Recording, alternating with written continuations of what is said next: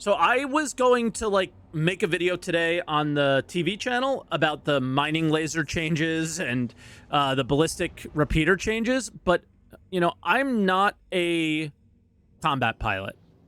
So we're going to combine them a little bit with regular Answer the Call podcast guest, Virgil, the leader of Shadow Moses, who is consistently has won every PvP tournament, I feel like, in the last couple of years, and kind of understands the ins and outs of light fighter combat. I think Nerve is in chat as well, so if you guys see Nerve typing, very much involved in combat as well, and bringing up some good points.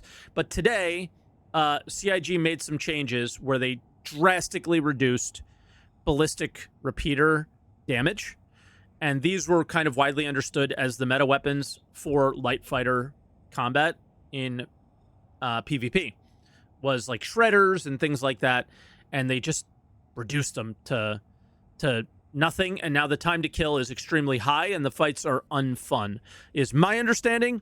But I want to hear what people who actually know what they're talking about have to say. And I'm sure you do too. So he said call me, so we're going to call him and see what he has to say.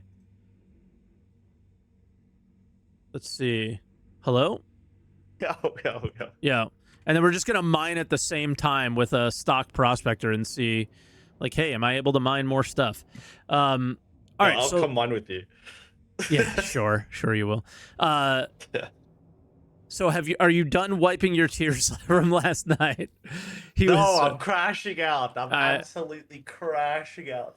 Here's my cope. I have a tiny bit of cope. Do you think there's any chance that there's more changes coming that would make any sense for them doing this? Like, basically everybody crashed out about the fuel tanks, that they were like, this makes no sense. They're reducing fuel. This is horrible. Pyro's big. Turn them up a little bit. I got it. I can move my mic closer to No, I got plenty of room. I had like 20 dB. I can move you up, so no stress. Okay. Everyone was freaking out about the quantum fuel, and then they came out with like, oh, by the way, we were also reducing how much fuel was being consumed, and nobody, knew that one was coming because all they saw was the changes to the actual tanks. So is there any chance that there's something like that going on? Or? No, I don't think so, because and just based off like what they say publicly, no, I don't think so. I think that they're just like rolling the dice to see what sticks. And you should do that in a PTU, to be fair. Like, fuck it, it's a PTU, who cares? Sure, but I'd also argue you should have done this like not so late into this PTU cycle, because they're gonna ship this thing, quite soon. Everyone's got access to it. Also, this is very much a last-minute change. Also, CIG's history is this goes live every time. They don't usually roll back changes this big in PTUs anyway. It's like they're making like they call it. It's like to call it even a balance change is like disrespectful too, because it's like to balance something is to make try tweaks. to improve it. They cut it in half. Like they just chopped it in half. Yeah. Like yesterday it was double. Today it's half. That's how drastic it is. And we're talking like these decisions get made like 2 months apart. It's like, oh, this patch, we're just going to cut it in half. Which just doubles the TTK. Yeah, and they have, this has been a thing for 10 years where it's, the pendulum swings so far all the time. They never do just small incremental tweaks, patch by patch by patch, until they feel like they've got it right. Yeah. Ever. It's like I think another problem with this too is we don't know why. Why are they doing it? And the theory, they just say balance pass. They never give you a reason. Yeah, what's the intent? What are they trying to work on? What are the goals? Because from our perspective, my perspective, and I'd say just a lot of the PvP community's perspective. I don't want to say it's just our org. Our org's passionate about the game, but it's almost the entire PvP community that feels the same way. Like Yeah, like Nerve came in everyone's here. I pretty- don't think he's Shadow Moses, right? And Yeah. he's saying all the same things about time to kill being don't too think- high. And I don't think there's a single org in the PvP community that disagrees with any of the like balancing decision issues or any of the like wants and needs for the flight model, all that. Like they're very unified in that, but the second it's any other subject, they're completely divided. But it's like the PvP community does not get along with each other at all unless they're talking about feedback for the game. That's Yeah. it. Like it's the only thing we all share in common. And I worry that sometimes, people just think it's like, it's just our org. Like we've already gotten a reputation for that. So I just have to be wary of it. I have to also I think I need to be better about talking to more than just you at some point too, because obviously I have not an insignificant audience, and anytime something PvP happens, I pretty much go to you. And I don't have a relationship with anybody else that closely in the PvP community anymore. I talked to a vendor. I used to talk to him a little bit, but now he's gone. But he's, because of the game. Because of the game. It's part of the problem. And I tell you what, like, before I get into the actual, like, balanced decision and stuff, but, that's why I'm kind of kicking and screaming right now, because I'm just watching... and I probably sound like I'm crying on the YouTube video. It's whatever. It's fine. But dude, the drop off in the PvP community is crazy. Like it is, dude. It's hell. It's on absolute life support now. Like, it's not, dude. It's not just the PvP community. I don't know what their our numbers are up and all those conversations that Jared was having a few months back. To me, I can't imagine that the numbers are looking very good right now, because across the board, every decision seems like anti-fun, bro. I'm out here mining, and everybody complained about mining and said, fix scanning, fix this, fix that, and they did the absolute bare minimum and raised laser power on lasers, but they raised them across the board, which still keeps the mole way overpowered in comparison to any other ship still, but gives people with prospectors a little bit more to play with, just a little bit more. But there's the root cause never gets addressed, and I'm sure you have that same issue around things like the flight model or whatever, that the root cause is just not being dealt with, and it's probably fairly frustrating. It's we knew, they made some of these mistakes in the past, and then they fixed them, and now we're just repeating those same mistakes. We're like, oh well, that's gonna do this, and that's where a lot of the frustration is. But I think we gotta center this. I think the reason that they're making these changes to the game, because it's very important that people understand the argument or the debate that majority of the PvP community has with this, because I'm looping this back to the last time I did ATC with you, which is where everyone wants to bundle in that the PvP community and the fighter community want to just kill Idrises with their fighters. That's mega cope. None of us want that. We just want these ships to have crews, which is a whole nother argument. That probably just earned me 20 hate comments, but that's the argument. I don't care. Like I said on the last ATC, we don't care if fighters can't do damage to capital ships. We just think it sucks simultaneously that capital ships are soloable, right? But again, that's a whole nother podcast, a whole nother subject. That's the only complaint. They made fighters not able to do damage to capital ships. That's fine. The complaints are with the fighter versus fighter combat. It's PvP in all the small ships, which is you ask me, which is a biased perspective, it's the most fun you can have in the game. It's the soul of the game. It was the beginning of the dream. The trailers were flying a Hornet. Yep. At the very core of it was this. And the problem is it's been the most polished gameplay loop, the most worked on gameplay loop. By miles. By miles. And so the problem is the PvP community as a whole, and I am very comfortable with saying this. I think at least 90% of them would agree with me, is it just feels like, you're expecting progress, and instead it's just a step back every patch. And the last 4 months morale, in our entire group and everyone I know has been, oh, just give up. Like they're just it can't, and I'm thinking it can't get worse, and then it keeps getting worse. And the problem is that if they don't want fighters to do damage to the capital ships, which is again what I assume is the reason for these changes, because we don't know why for the most part. At least still keep fighter versus fighter gameplay intact, because that's where the polish was. That's where all the work was. But if you're going to do that, then take capital ships and do damage reduction modifiers to them. Yeah. Just make unique stats for it. Just make PvP a separate PvP stat for all I care. I don't care what corner we cut to get there.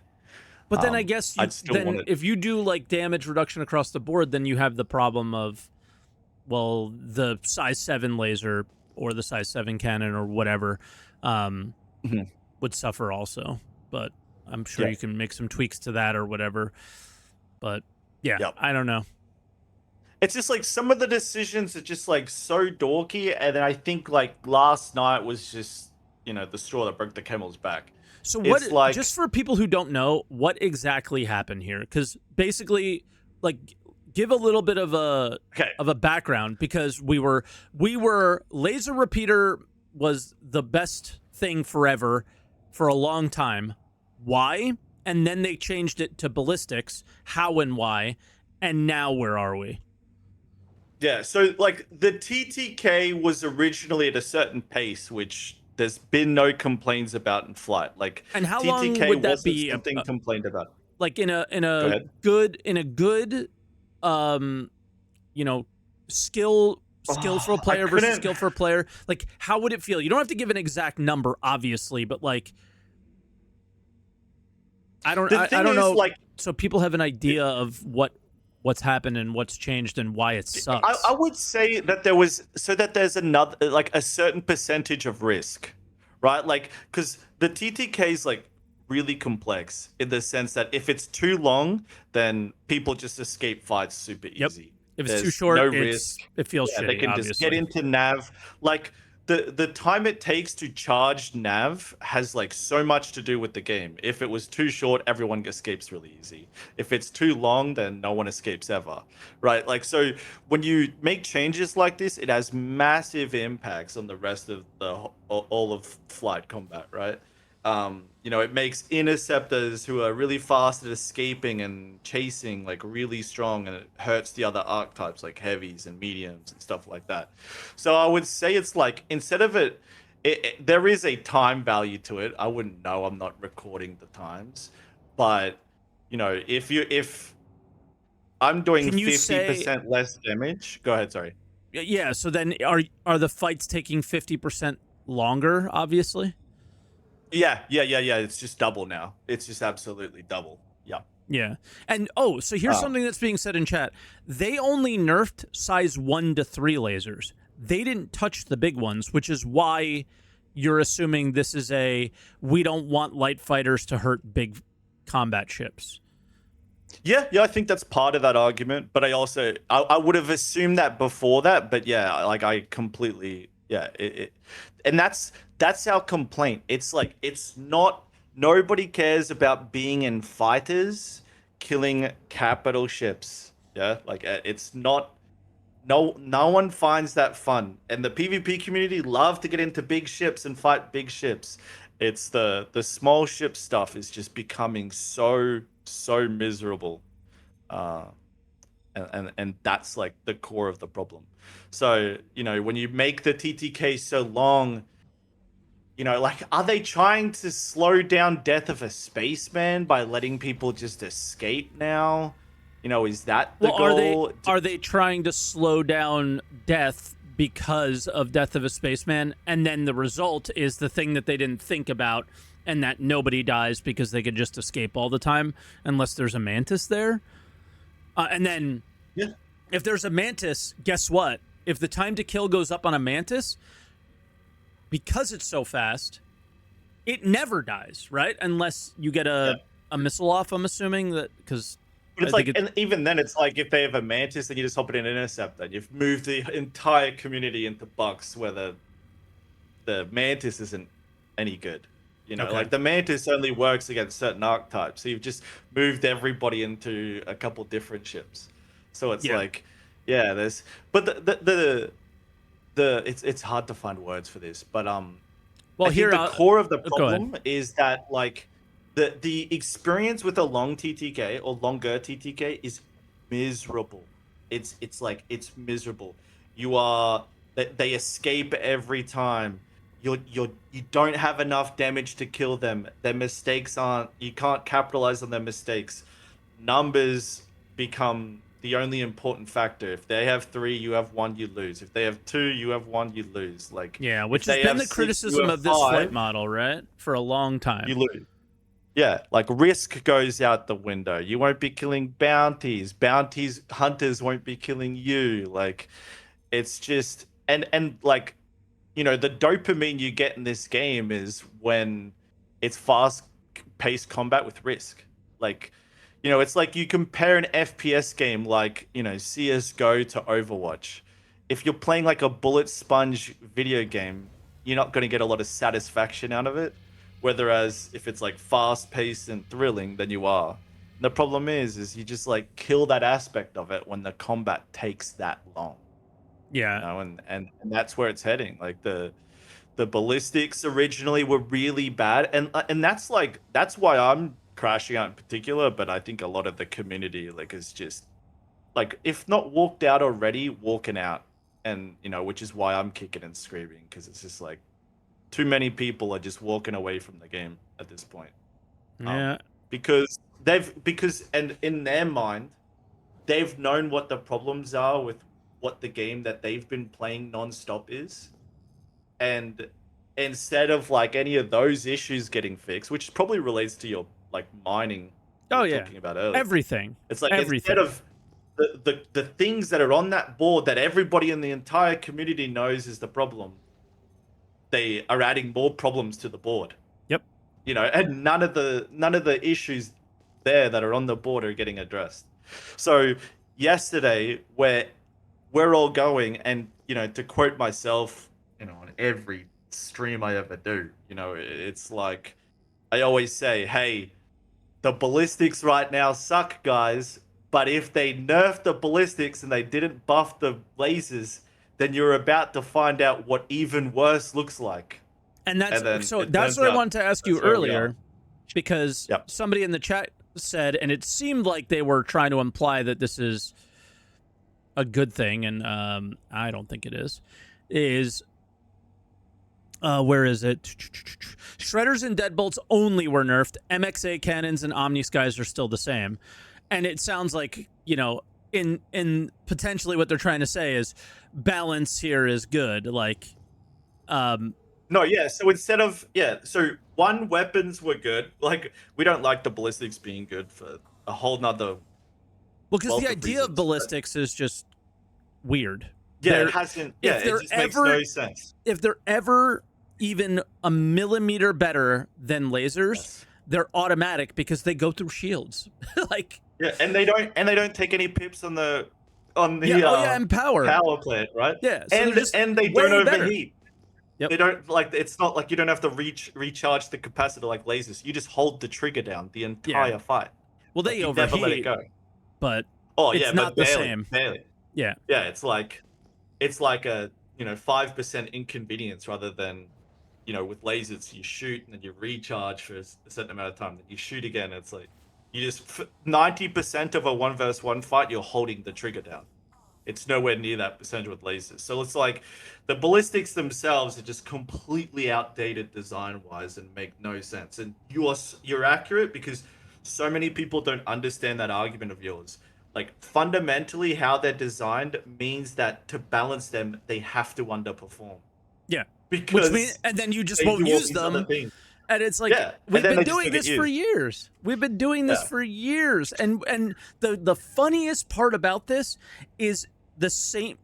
it's the same changes being made by different people over the course of 10 years to try to solve the same problem instead of just changing how they work entirely. Yeah. It's yeah. like, It's dude, like we have already been here. We were here like 8 years ago. If both the weapon types do 1,000 damage, which you're gonna pick? The one you get to use for free because it doesn't take any power in the power pip, And goes the one through that allows you shields. to equip. Yeah, and it goes through shields, so you don't even have to think about their shields. And you can now run stealth components because you've got all this free room on your ship build. So it's like, what are you gonna pick? So when they make the damage like 1,000 on the ballistics and 1,000 on lasers, we just sit there and go, do they even realize it does this other stuff? Like, do they know it goes through shields? Do they know it doesn't take power on the pips? Like, and that now we all get to wear stealth components for free. It's like, so that's what frustrates me. It's like, if they, I don't want to say consulted, but if they played the game or if they spoke to people that played the game, that would have got brought up in the first meeting when they even talked about buffing ballistics. Hey, have we accounted for this? But they didn't account for that. You've been praising this guy Montic forever. Yeah, which obviously, and he's been on these shows as like the guy recently, right? It's the same guy. Yeah. And like, no, I'm not he's not on it. to... He said he's got other priorities. So yeah, no, I'm not asking you to throw him under the bus, but it's like, to me, he's given the impression that he does play the game.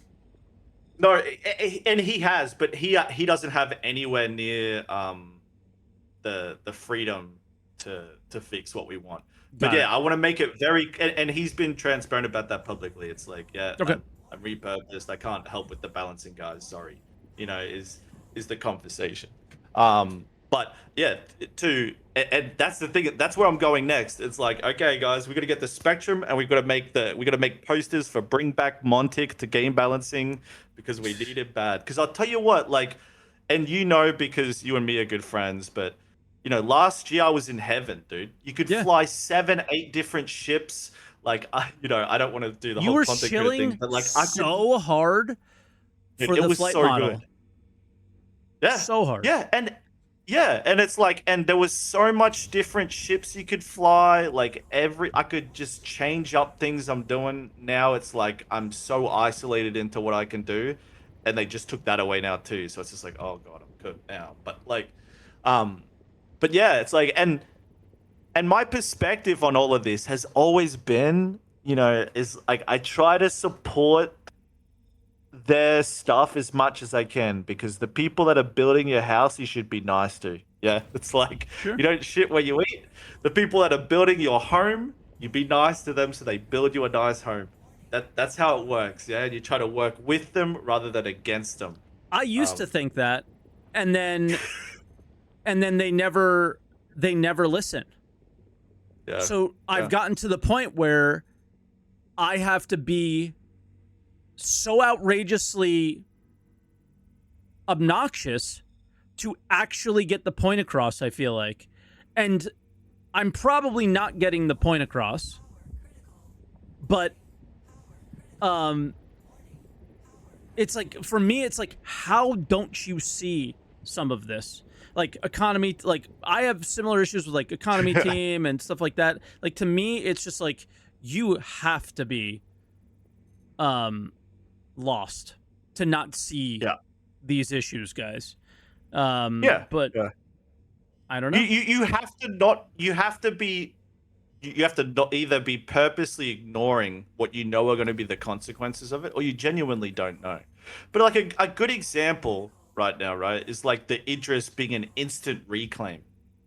Like, how did that get in? Bro, don't even start with the insurance stuff with these people. With me. And they come back, bro. If right insanely now, like, bad. if I kill an Idris, it comes back.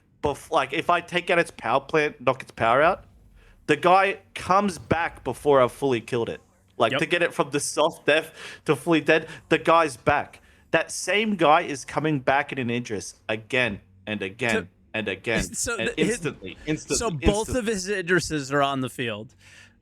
Bro, so I've been sitting there for a year going, yo, these Idrises, these capital ships, they have to have weight to them, they have to have risk. If they die, they need to be wiped off the board for a while. Like you need to be, bringing your capital ship needs to be a serious decision that you're making. You're bringing the big firepower, out. Instead, it's instant. So like I'm sitting there going, oh, an hour is too short. It should be a week. It should be 2 weeks. I'm still going to die on the hill of it should die. There shouldn't be a timer at all. Oh, yeah. I mean, it should be a money cost. I'd love that. Yeah. Oh, massively. But instead, it's like I was like, oh, and then I remember, you know how Cutlass. This I'm already laughing thinking about this. I remember waking up one day and Space Cutlass like, Virgil. They made the claim time on the Idris like 3 days. CIG's back, baby. They're so based. And then 2 days later, everything's instant claims, dude. Yeah, it's 3 days with quotes around it. Yeah, dude, he was so happy about it. Like, this guy was celebrating and cheering about it. Well, and I think that's probably a lesson for this too, is just keep fighting. This is why, like, why haven't you quit, SaltEMike? You hate everything. Yeah, that's why I haven't quit, because I'm not a fucking quitter. And I'm not going to give up on the game that I think can be really good. And I'm just going to keep saying what I think would improve the game.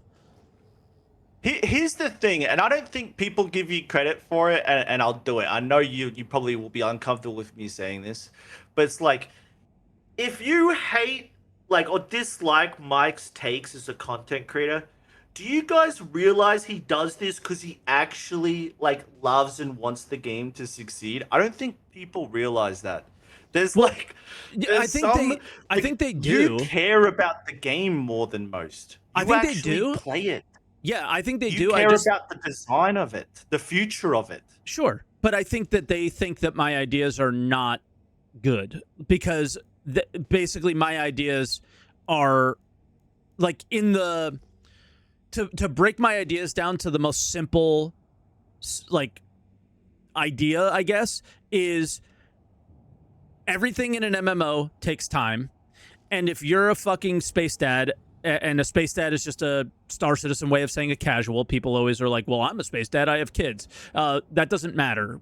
It's good for you. I'm happy for you. But like the whole thing is like you're a casual and you don't put a lot of time into playing an MMO. Every MMO is like this. It's the same thing. There's in real life, if you don't put in a lot of effort, you could go broke, you could lose your house or some shit like that. That doesn't really happen in an MMO. If you don't put in a lot of effort, you're going to reach the pinnacle of the game, like max level and being able to do the biggest raids in the same time frame as somebody who plays the game 10 hours a day in terms of hours, right? So if it takes 100 hours to get to that point, or like let's use the 10,000 hours example to be a master at something. Yep. The MMO is the perfect example of that. Is basically if you guys have the same game knowledge and same understanding of the game, you're going to reach the same pinnacle in the same amount of time. But what these fucking dorks can't handle is that they can't handle that I might get there first because I'm a content creator and I have more time to play games. When in reality, I literally play games for about I at least play Star Citizen for less time than they probably do these days because I'd rather play video games that actually work. I woke up early this morning and mined an Eve because I need to do some reactions for my industry stuff. So that was more important to me than testing this stuff before the stream today, for example. But that's the long and short of it, is the effort you put in is based on the time you put in, and that's it. And that's how every MMO has worked over the years, and people just don't want to accept that. And I think it's because they're selfish, they're greedy, they're entitled, and Star Citizen and CIG have created this with the ship sale stuff and all that stuff over the years. And anybody who acts like that, you're just instantly, I just don't care what you think, because you're not thinking about the health of the overall game and what everybody will enjoy, And that's the you're only core thinking of- about yourself. Yeah, because they don't want the whole picture, and that's where like I value you as a streamer and like someone I watch is because you've played Eve. You're looking at the game as a big picture. You're looking at like where you sit in the game, where you sit in the community, what role you want to play in the grand scheme of things. But a lot of people make feedback on this game based off 5 feet in front of them, and that's Yes. it.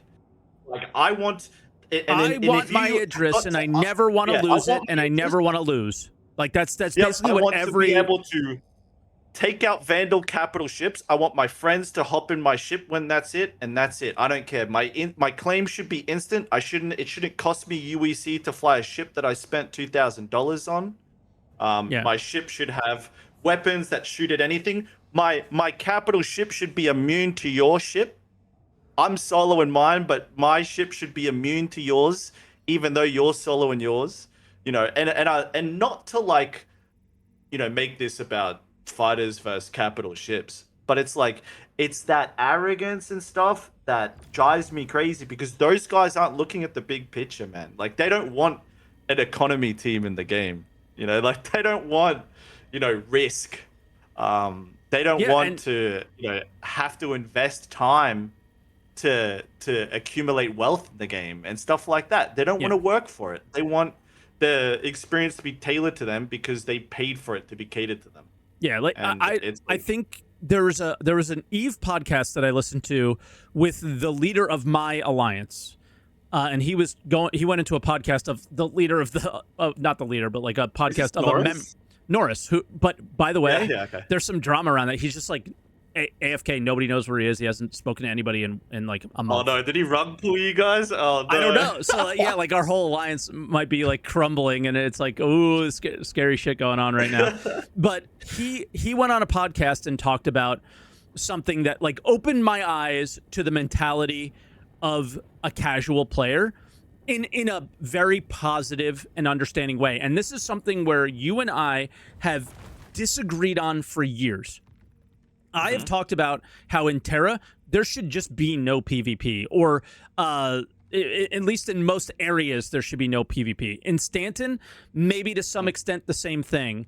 And there's always this idea of I'm over here and there's no risk, but the reward is like nothing. Even EVE Online has done this. They just made an entirely new area of space that you cannot PvP in EVE Online. Yeah. And I saw an ad for that, and it was like Eve without PvP? Question mark or something. Yeah, I saw that. But what you can earn there is extraordinarily limited. But you're allowed to like get your feet wet and figure things out and all that stuff. And what Norath said was something along the lines of, it was about a question of people risking their most expensive stuff. Like, why doesn't this happen? How do we make it happen more often? Because people want Titans to be pulled out of undocked and killed. That's what people want in nullsec is for people to take their biggest, most expensive things and they want to see them blow up because it's good for the game overall for things to be blowing up and the most expensive things to be dying, because then miners get paid and it's like a trickle up effect in EVE Online, not a trickle. I guess it's trickled down when like the big stuff it blows up and those people spend the money, right? Yeah. And he was talking about, well, those things don't happen unless players are comfortable. All this stuff stems from comfort. People go to video games to be comfortable. And I think what the PvP community, unfortunately, their narrative is so anti that when they have the discussion about casual players that you will never get heard and you will never get listened to. And I feel very strongly because I'm both a PvE player and I eventually shift into PvP when I get bored of the PvE stuff. And so I usually experience both. I'm not that hardcore PvP type player. I'm always gonna jump like in a Star Citizen version of jumping in a turret, being a mantis, or just be a support role within the PvP because I'm never hardcore enough or good enough to be that like strong DPS type player. And if you aren't comfortable and you aren't enjoying the game and making money and able to take those risks, then no one's going to take them, right? Because if it's too scary to lose your Idris, nobody's going to lose their Idris. And because nobody's going to use it. So there's those aspects of the game. Yeah. There's a balance in between, right? It's like the whole like everyone was only wearing the white sperm suit before tier 0. Yeah. You know, and now we have the opposite of that problem, which is now there's 0 risk in the game. There's no dopamine to looting. Looting's dead. Exactly. You know, but that's such a simple solution in terms of just an idea for them to communicate, and they just didn't communicate that. They communicated, you lose nothing, there's no risk. And even in the 1.0 discussion, that's basically what it was like, our insurance system is a you lose nothing system, and you know, just go out there, undock your ship and have fun, and there's no risk at all. But that's so counterintuitive to everything else they say about player-driven economy and we'll have PvP and all this stuff. It's like, I hope Detox's guys hear this yesterday. I was talking to Detox yesterday because I made a video reacting to Morph's video, and I was trying to give Detox and his group flowers about his videos because I thought Morph was like sort of changing his style a little bit to make that style of video, because those videos have been really good and really successful. And do you talk about Detox's videos? Yeah, Detox's type of video, like that storytelling thing. Yeah, but I was so good. They're so good. They're really good. But I was describing how I can't watch Star Citizen. Like, I watch DayZ style videos just of like the Detox style in DayZ. Oh, I know what you're saying. Because DayZ actually is the real game, and in Detox's video, the game doesn't play like that actually. Yes, and I said something along the line of it's role play and it's fake. It's not organic. But it's not. Yeah. It's not. But they took it personally, right? So I got all these DMs sent to me of like what they were saying about what I was saying. That was never the intention for that conversation. Anytime I'm talking about anything on this channel, I'm never talking about anyone or any or group or anything personally. I'm talking about the game. The game is the game. Yeah. When like if we're like, Detox makes a theoretical video of, I'm gonna take out the Idris and we're gonna take on the kingship, right? Yep. In the current state of Star Citizen, that may make for a really cool video and might be an engaging thing to watch if you don't know anything, right? Yeah. But if you're in the know, get the wrong impression of what it actually is. Yeah. Well, I don't care about that necessarily. Like, entertainment is entertainment. I watch Star Wars, and no matter what people say about how bad it is or whatever now, because of what it used to be, I don't care. I just watch it, and like the effects look cool and the story is like whatever, and I just take it in and enjoy it. How people want to enjoy stuff is whatever. But I'm just speaking for myself. I know that there is no risk to anybody in that Idris if they die. But when I watch a Rust or a DayZ version of a story video where they're like, I'm going to set out to do this thing, I know, when he really dies that he lost something of value and that there were actual stakes. And I know when he looted somebody or killed somebody that what he got had actual value and there were actual stakes. And it's a criticism of the game, not the people. And that's what's critical. That's what's so important. Like, and this is why Detox's videos are so good, because he plays the game we wish the game was supposed to be played as. It's like that, exactly, is they show what it it's could not be. To discredit Detox, because his videos are so good. Yes, but we wish the game was actually that. Yes, CIG never makes that a reality. Yeah. You want to? Can I? You know, it's so funny because I use this argument. You're gonna love this. If you actually go and for the record, you asked me, Detox is the best content creator on YouTube. Period. So hopefully no one thinks any of this is a dig. Yeah, 100%. You go to his videos, and I use this argument when I'm crying about the Idris on stream. If you look at his videos, he has 2 videos, and again, I say this because Detox is goated at this. 2 videos he has that are absolutely top fragging our whole category, which he has like 500,000 views on, which was we recruited Idris. And it's like they had guys that were doing maintenance on the ship. They had guys that were like sitting in the comms room, opening up the hangar doors and all this stuff. It's what it should be. Yeah, people want the Idris to be that special. He was showing what the dream of the Idris Yeah. was. But I But can't like you watch just said, that the and enjoy reality it is because I know they because just it's just solo one it. fucking guy. I know it's just soloed.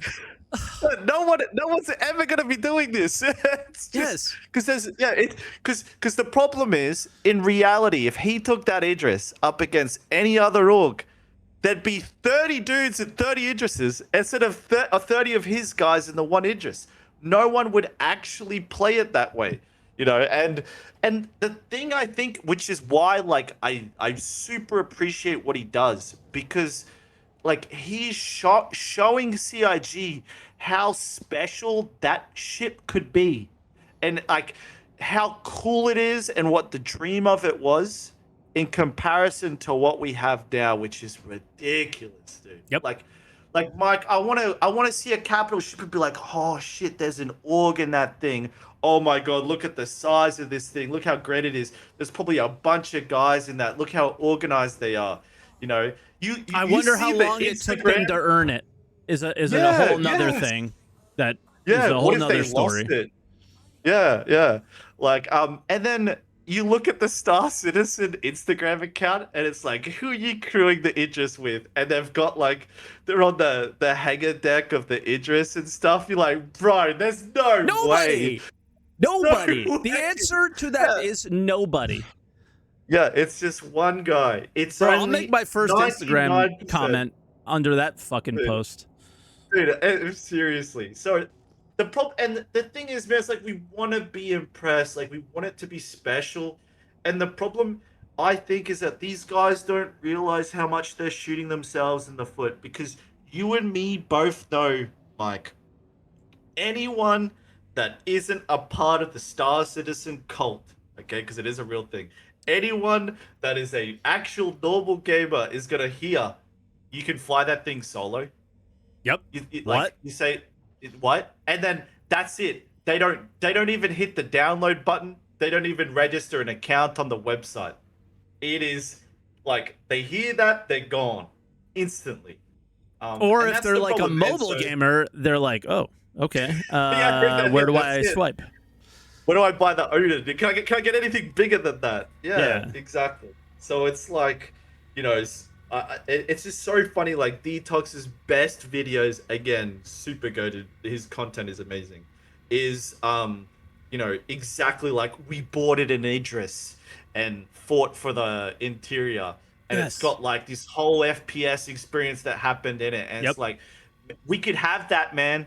We could have that, but there's going to be 200 guys that bought their solo Idrises, you know, without reading the ship description, that are going to be upset about it, and Good, they're going to fuck put 'em. you know the Picard palms on the second those patch notes come out. But man, like we can't take it serious. It's like you said, and you said this the last time I spoke to you. It's like, dude, you see an Idris now, you roll your eyes. Yep. Like it's just like, oh god, here we go again. You know, it's miserable. And I roll It's my so eyes for a miserable. different reason. I roll my eyes because I know 99% of the time that I see one of those, they didn't earn it by playing the game. Yeah. And, Yep. and it's just like, why And do it's video not costing them games anything. exist?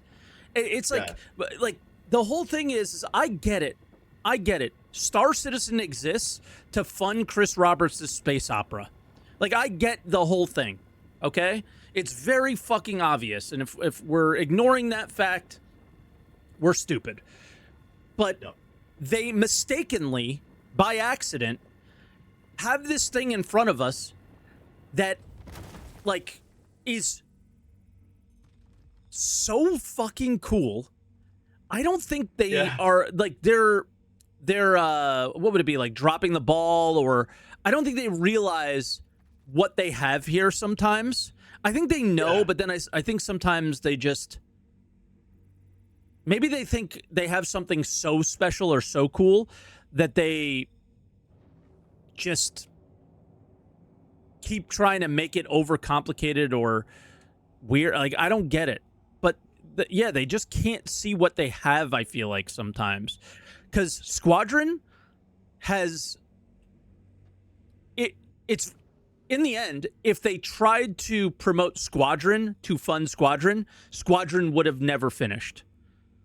And that's because Star Citizen has so much possibility to be cool, and they just keep dropping the ball, I think, because they don't keep it simple. It's just so overcomplicated and ridiculous and stupid, and I don't know. Somebody mentioned it that friggin' crypto game Star Atlas.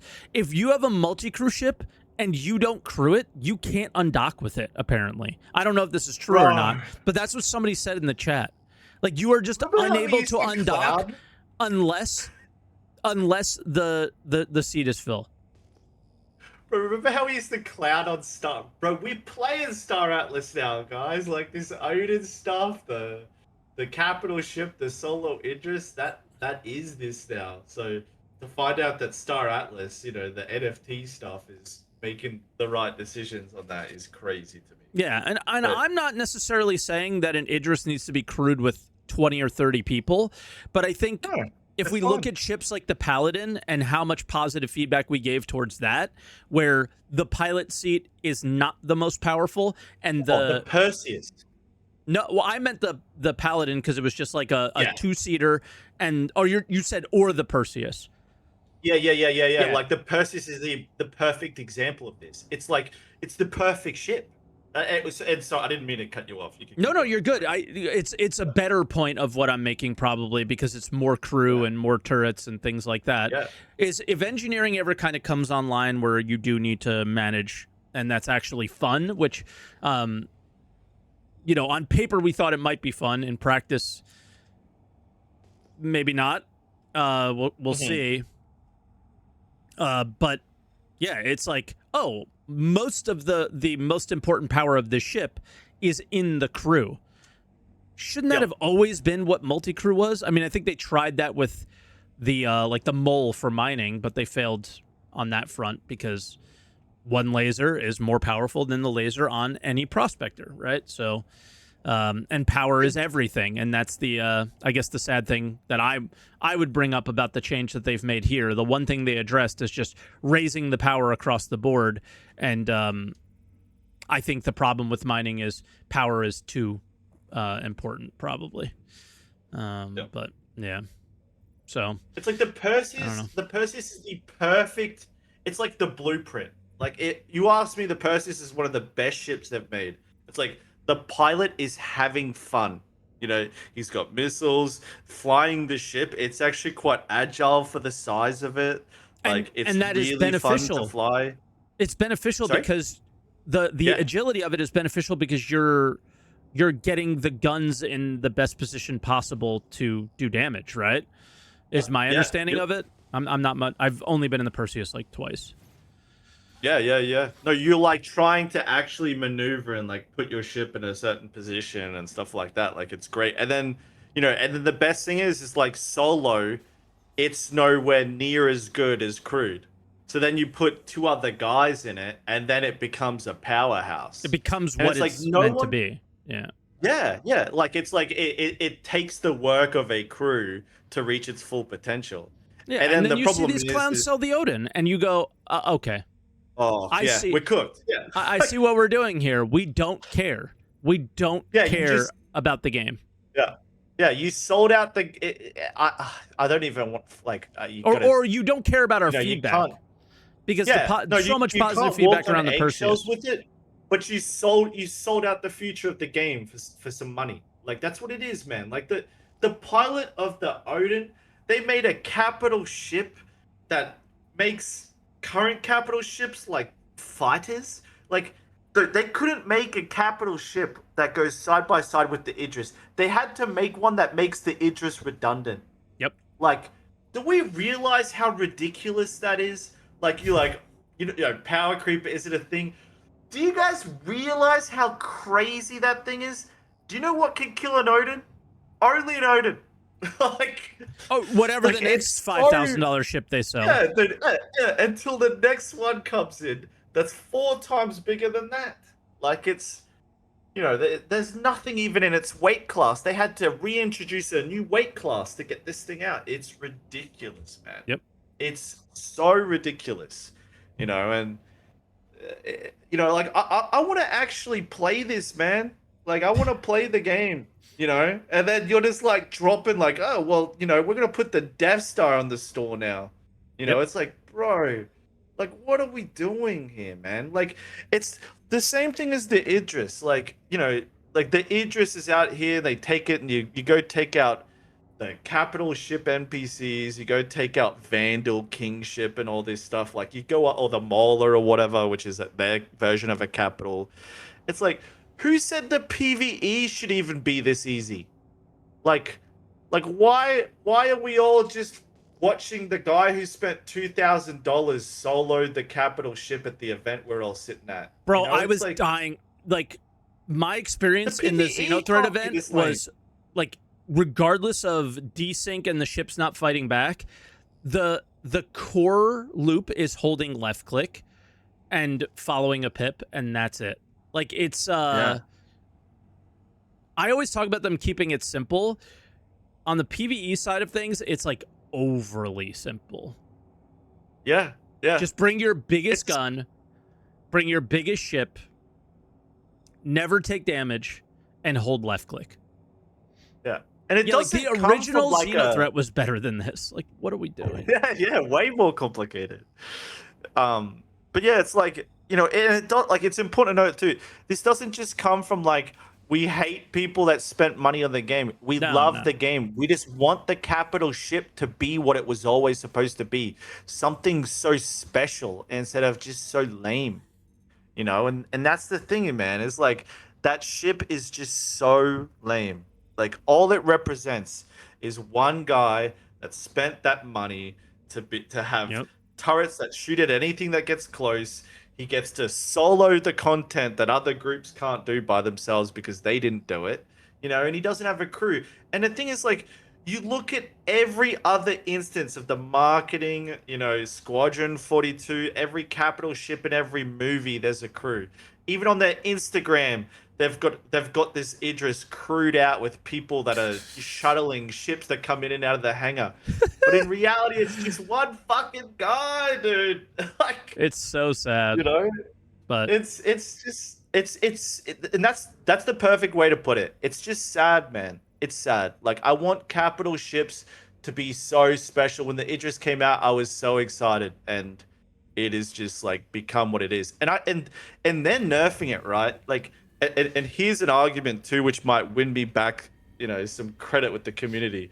They're all like, everyone's complaining about how the Idris is getting nerfed, and they slowed the railgun speed down, and they seem to be making it fragile and making it slower and reducing the damage it does. I don't need them to do that. I just want it to be in the spirit of a capital ship. I don't Yeah. care if you buff the hell out of this thing. Like, I don't care if the Idris is 5 times stronger than it is. they Like, I don't refuse care if to fighters move can't touch it. that laser off the pilot seat. They refuse Yeah. to do it until, I bet you, until Squadron's funded or until we're close to 1.0 or something. Because again, everything is about sometimes I put it in the way of like trying to imply that everything is about lining Chris's wallet or Sandy or something like that. But in reality, it's everything is to ensure the survival of the project. And I think to some extent that is the family, the mafia fucking still get it, you know, earning a paycheck every year. But I think the reality is it's the survival of things. I don't think people understand probably how close this game was to complete failure multiple times over the course of its history. Probably, I believe that it was. And Or even like that office. That office is going to be costing them millions, like in Yeah, the middle of Manchester or year- whatever. Like, they probably got crazy bills. 10 years on that one. So yeah, I think that's what that is. It's a fight for survival, and they're doing what they think they can to survive. You know why though, right? It's a fight for survival because we're paying for Squadron 42. Yes. You know, like that's what it is. Yeah. You know, which you're 100% right. It doesn't change that point at all. But it's like, yeah, we are paying for the delay of Squadron 42 to get it more polished. Yep. And the problem is Star Citizen, which is the actual game that we're all paying for. No one is buying an Idris because they want to support Squadron 42. They're buying an Idris not even because they want to support Star Citizen. They're buying it because they want to fucking have an Idris capital shipped to themselves. They're buying You know? power. Yeah. Yeah. They just want to have the capital ship so that they can whip it out for their friends and stuff like that. Which I think there are some people. Argument. I think there are some people who will write in the comments, "Oh, I bought to support the project," like they truly believe that. But yeah, I think it's very obvious. Yeah, just not the guys we're reading on the spectrum and stuff. But yeah. Yeah. Like, and for those guys, we do credit to, and like I'm understanding the game needs to make money. It's why like the whole like, oh, it should just be PvP cutthroat. Like it's why I'm wrong when you tell me that they need to have a safe space. They do. Like you can't make it just a PvP game. There ain't the audience. This shit will. And that's what it is right now. At the end of the year. Yeah. Like you can't. You if it's just PvP, you're at risk. It doesn't work. Yeah. But like, EVE Online has EVE Online has better safety for their casual players. I can go in high sec, which would be like Stanton, and I can literally autopilot around doing missions, and like I'm not earning much, and I don't have anything of value in my cargo hold that anybody wants, and then I don't get pirated. Stanton's don't play this fucking Stanton is this. It's just a conversation, right? Like just we don't have high sec, so Stanton don't be nitpicky. Stanton is the highest sec place that we have currently. Yep. Right? So Stanton is high security, regardless of what some fucking lore person wrote. If there is no high security in this stage of the game, it's totally understandable why players are getting frustrated, right? Is sort of the point. Like I'm able to go around, and if somebody attacks me, their ship will die if I'm in, actually high security space. And then they lose money or they risk money. And nobody is risking anything in this game. You go and you kill somebody for shits and giggles, they lose time, they lose fun, you have a moment of happiness for 2 seconds seal clubbing somebody, and nothing of significance happens to you. Even the cargo missions, they give you the cargo now, dude. You don't even buy it anymore. Like it's so crazy. Yeah. 100%. But like to go back to the argument, it's like it's a two-sided coin though. You can't just make it a PvE game either. Like it's gotta be somewhere in between. Right, and like EVE, like you said, has been moving that slider to more accommodate for a PvE audience as well as a PvP audience because they were fully PvP. Yeah, because they don't have a future if it's just PvP. Also, they don't have a future if they it's not necessarily about PvP. I think it was more for let's create a place where there's people because they like new players come in.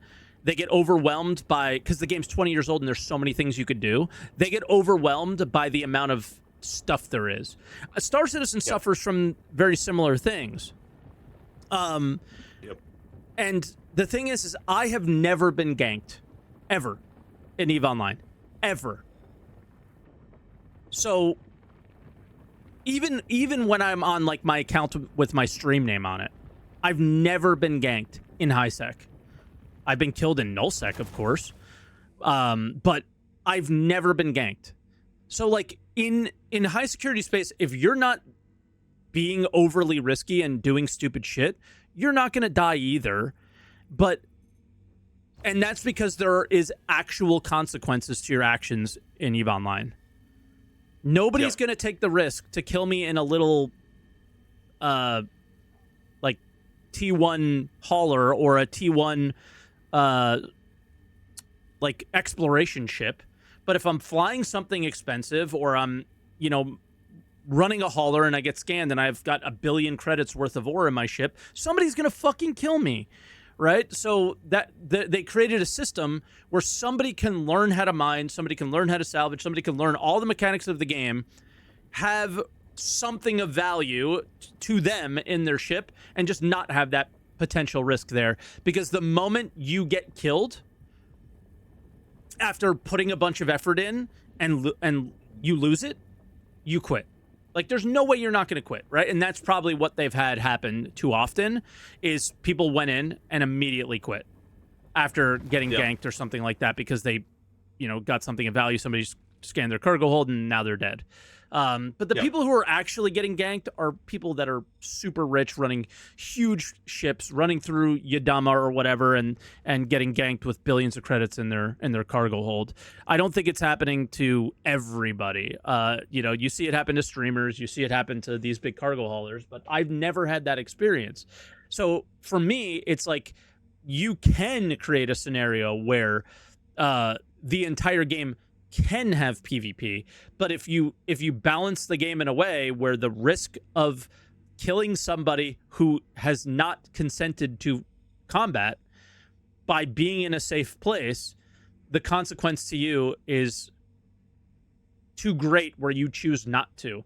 And then if they do something stupid like bring, I don't know, 100 pure Karenite in a cargo box and you scan and you see it, bro, that guy is dying.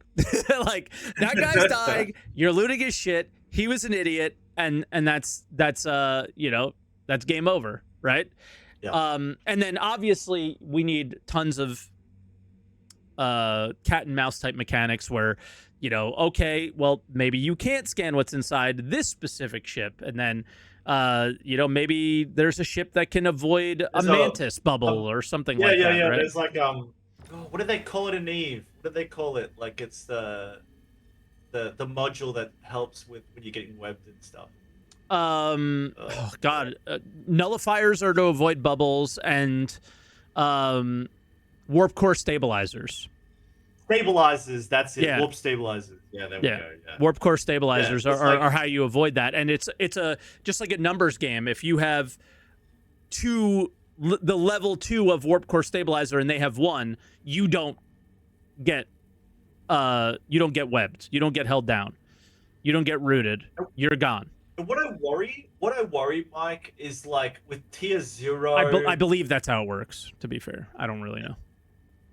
And what I worry is like with the cargo missions, with tier 0, with like engineering landing the way it is, it's like you're how do I put this? It's like you're promoting this culture where there's gonna be no loss. So how the hell are you gonna introduce loss later? Like, these guys have it so easy right now. How in the hell are you gonna make it harder for them? Like, you've spoon-fed these guys, this whole community for so long. How the hell are you gonna tell them that their bases can be destroyed if they're planted here? How are you going to tell them, how are you going to tell these guys that have not lost any armor that they've had on their body for the last year, that, hey, you're going to start losing your armor and have to buy it back from a vendor every time you log in now? Which we know needs to happen.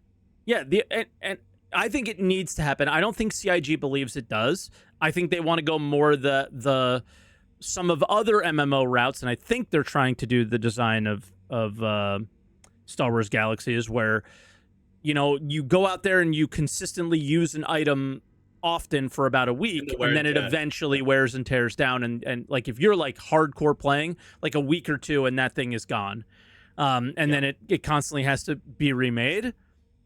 Until they do that, it's hard to have this conversation. But I also play Eve, and it's like, it's gotta when things explode, it's just such a simple system. You die, you go back to your home location. Hopefully you're smart enough to have your home location be where there's a marketplace that is fully stocked or quite well stocked, and there's a number of these around the space, and these are all stocked by players, which is just so cool because players actively enjoy that style of gameplay because people are buying from them, right? So then you die, you lose everything. Oh my God, so horrible. And then, boom, what do? You click 2 buttons. You have now recovered your entire Idris or your entire Gladius or whatever in 2 buttons in 10 seconds. You're back in your ship and you're flying again. But you paid the value of all of those items. So if you consistently die over and over and over again, eventually you're going to go, well, fuck, I'm not going to keep banging my head against this wall. I got to get better. I got to get better modules. I got to do something to learn how to not have this happen to me. And then that's what you do. But we don't have any examples of that in the game.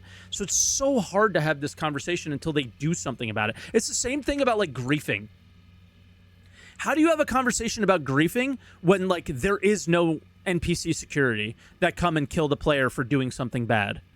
And this was the argument and this is the stupidest argument from CIG, is they started banning people from playing the game essentially that's available in front of them and killing people that there's no risk to them anyway outside of their time and their fun, which is what CIG is trying to prevent, because CIG doesn't and cannot, or I should say, prioritize putting in way too many planets, way too many locations, way too many entities to the point where the server can't handle basic NPC mechanics to just jump in and protect somebody and do security for them. Their argument is we don't have the security systems, so therefore you can't PvP a streamer event or something like that.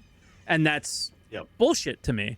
I mean, I think rightfully so, some people who've gotten banned probably deserve to get a ban for the weird shit they say in Gen Chat or blah, blah, blah, blah, blah, when doing these things. But the action itself, CIG is so unjustified at this point after 14 years to say, well, we don't have that system in place, so you can't do it. Put the fucking system in place. Like, what are you doing? Yeah, I don't understand how they're going to walk some of this stuff back for the direction they've told us it's heading in. It's like, how do you, when wear and tear comes in, Mike, everyone's going to be bitching about it. You know, like it's like when they go back to normal claim times on ships, people are going to start kicking back at that too. Like they keep at every turn they add convenience for people, and it's costing the long-term goals of the game. Okay, like you the said, convenience is fine. That's the thing, is the convenience is fine. Like the fact that they're able to get their Idris back instantly is not the problem. The fact that they did not pay to have it back instantly is. And the fact that, and then when you go on the economy side of things and the industry side of things, the fact that they didn't pay another player to do those things is the problem. So for me, if you get your Idris back instantly and come back into the fight with another Idris and you already died because you're bad at the game, then you're just going to lose another Idris and feed another Idris to somebody else, which a whole nother story here is how fucking awful is it that when you kill an Idris as a PvPer or whatever, and you go to loot them, there's nothing there for you at all. You gain nothing from killing them other than seeing the explosion. So we could talk about that like another day, but that's like a whole nother thing. That when you kill somebody, you get no satisfaction from killing them other than the explosion. It's kind of sad when you think about it. But then that's the issue that I have, is the way to introduce the risk factor is to add an insane amount of convenience along with that risk. You lose the money, you don't lose the time, because you already, like with quantum travel and blah, blah, blah, blah, and all these other systems that I think are really fucking brain dead and need to be addressed regardless, is you have to add that convenience in to go, well, shit, I lost, but let's go give it another go. Because let's use a PvE example instead of a PvP one, because the PvP one is it's like a me versus you thing. You beat me and now I feel shitty because I feel less superior. And then what humans do is they blame outside of themselves every time they lose, right? It's just a natural human thing to do this everywhere in my life, in sports, in the casino. It's always the dealer's fault. It's always the ref's fault. It's always this and that. I mean, we saw everything in soccer over the last few days. It's always FIFA this, it's FIFA that, you know, it's never the player didn't execute on that one play and they would have won, right? It's never that. So they always look external and blame everyone else.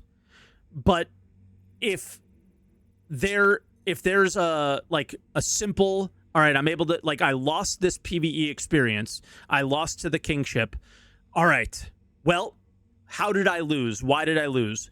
Well, we weren't using the right gun. Okay, let's get the Idris back. Let's go again. Let's put the right laser on, and let's go take this fight. And then within 5 or so minutes, you're back at it. But you've paid for that loss, and now your mission payout or the value of whatever is in that ship, whatever the value you get from completing that task is a little bit less now because you have to pay to get your thing back. Like, that's what the game needs, I think, because then, like, as a PvPer too, is I'm so sick and tired of you guys drive me fucking insane, where it's I won, I've told you this for years. Every time there's a PvP fight, both sides say they won because there's no because there's no monetary consequences to you guys dying. Yeah. Eventually, somebody gives up. 100%. Eventually, somebody gives up because it's not financially feasible to keep trying. But that's my problem. Is that like you said just then? It's like there's no risk. There's like losing's impossible when you can come back in 30 seconds. Like nothing means anything, and I don't know how they walk this back and start just making it mean something when they've created this culture of, oh, that's okay, we'll put bubble wrap around you, every time. Oh, you don't like losing your FPS armor? All right, well, you're going to hold on to your FPS armor. We're going to hold to your 0 now. Oh, you don't like waiting 10 minutes for your ship? Okay, we're going to make your ship's instant reclaim. And then, like, the problem is we know that these are temporary measures to get us by, but how are you going to walk that back whenever they do anything in this game? People complain and then they walk it back every time. Well, and it's also not temporary when you leave tier 0 in for 2 years. Like, come on. It's not even temporary. Yeah. Now everyone's got so comfortable with it. How the hell are you going to get them back on the tier 2 now? Yeah. Like. But even as somebody who is like such a tier 0 hater, it's going to be rough. It's going to be rough at the start because you got so used to just the crafting is going to up. be completely reevaluated. Yeah, like when you die, you wake up and you have the bullets on your, you don't have to run around and collect and all this stuff. That's why I keep saying like they have to bring these convenience things in first. Convenience. Yes. Yep. So like, for sure. I get if you're that. looking at the insurance thing, you take a huff of your hopium and your copium and hope, because that's all we have, is that the convenience factor is annoying right now because there's no risk, but that they'll bring the risk in later to some financial consequence. But who knows? And my issue is like risk just gets fought tooth and nail, like anywhere, whenever they add on Spectrum and Reddit, it's ridiculous. Yeah, like it's so ridiculous. Like one of the biggest complaints on Spectrum's that the railgun's not the speed of. I saw that. Yeah, I was just not looking. Video, Speaking of we're risk, keeping it in. But I love how you clip that. But I just stopped the recording. When they reintroduce Eddie, that's it. The podcast is over. We're gonna scrape this one. Different computer, recording on a different computer. That's for weekend review. But like the second they introduce a smidgen of risk, which I think is essential to the game. Like, there has you need to be able to lose to even appreciate winning.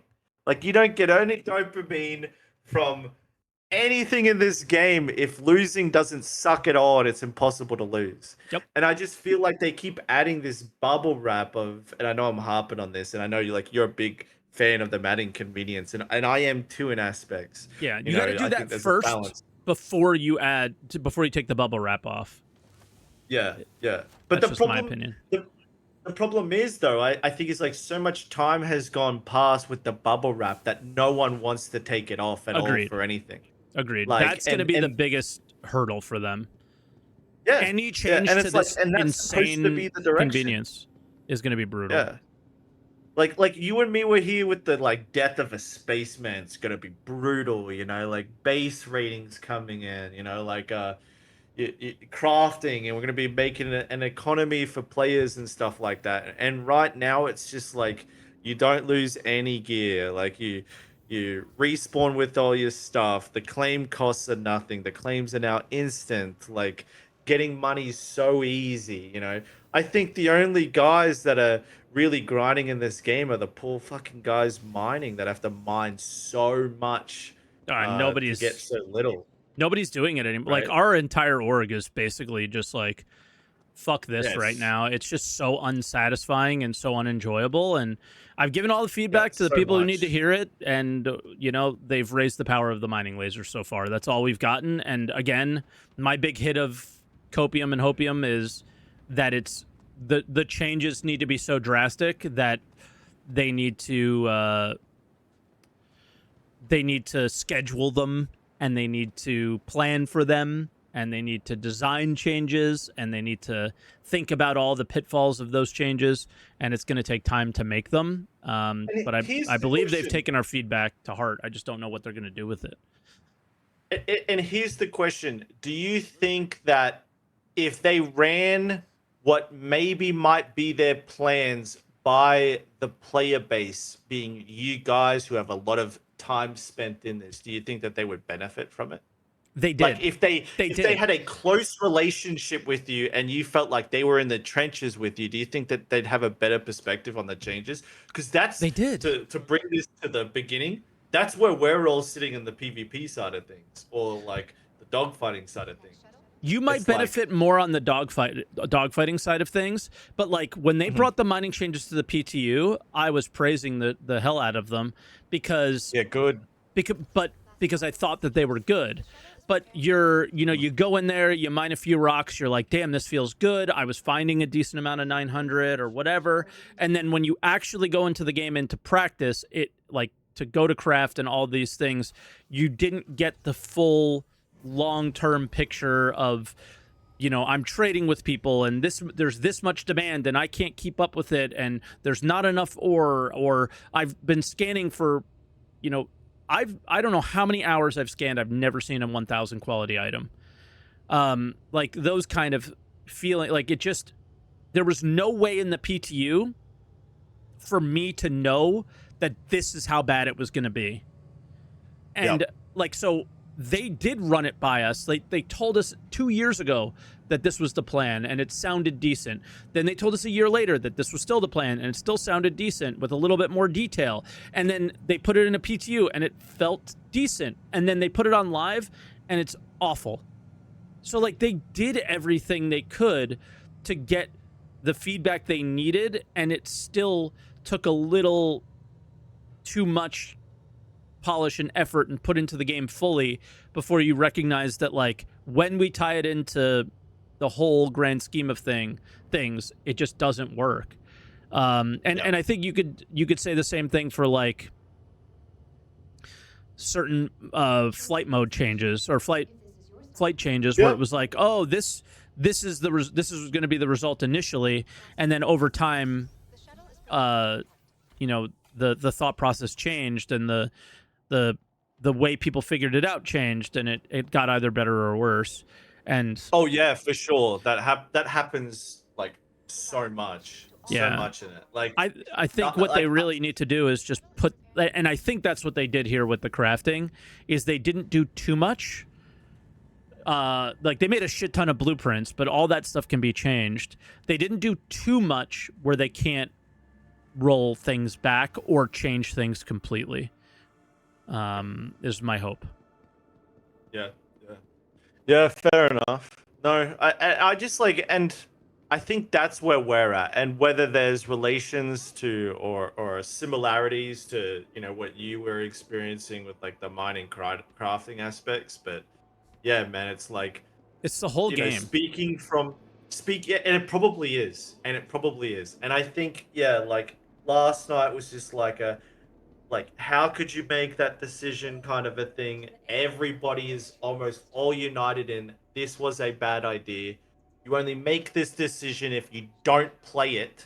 Yep. And if you had spoken or played it, you would have had already known this was a bad idea.